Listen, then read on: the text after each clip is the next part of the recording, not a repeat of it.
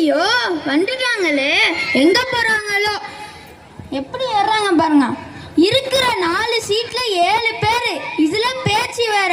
போடுற 200 ரூபா பெட்ரோலுக்கு மைலேஜ் கொடுக்க மாட்டேங்குன்னு சொல்றாங்க. இழுக்க முடியல. சரி போவோம்.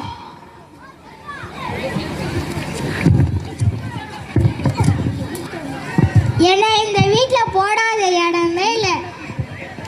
இந்த வீட்டு பாப்பா தண்ணி ஊற்றினாலே என்னை தான் போட வேண்டியது, உச்சா போனாலே என்னை தான் போட வேண்டியது.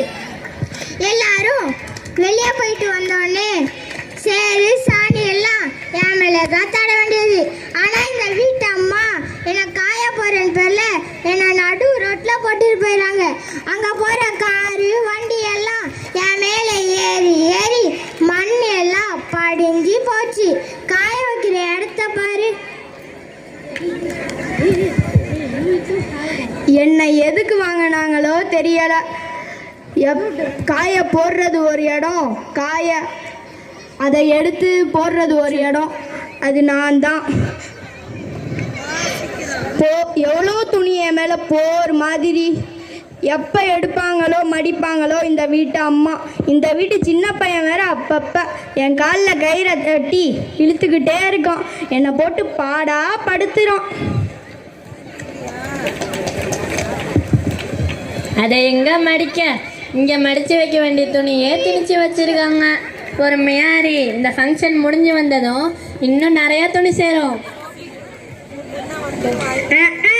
அது சரி, அங்கே இடம் இல்லைன்னா நான் வந்தேன். இப்போ எனக்கும் இடமே இல்லையே.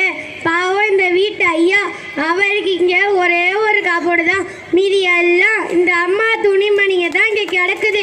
விதவிதமாக மாதமாக புது துணியாக வாங்குறாங்க. இல்லை ட்ரெண்ட்ஸு, ஆஃபரு, அன்லிமிட்டட்லேருந்து வாங்குறாங்க. அது என்னமோ ஜோடியாக்கோ அதுலேருந்து வர வாங்குறாங்க. இன்னும் எத்தனை பேர் தான் இந்த மாதிரி வகை வகையாக வர போகிறாங்களோ தெரில.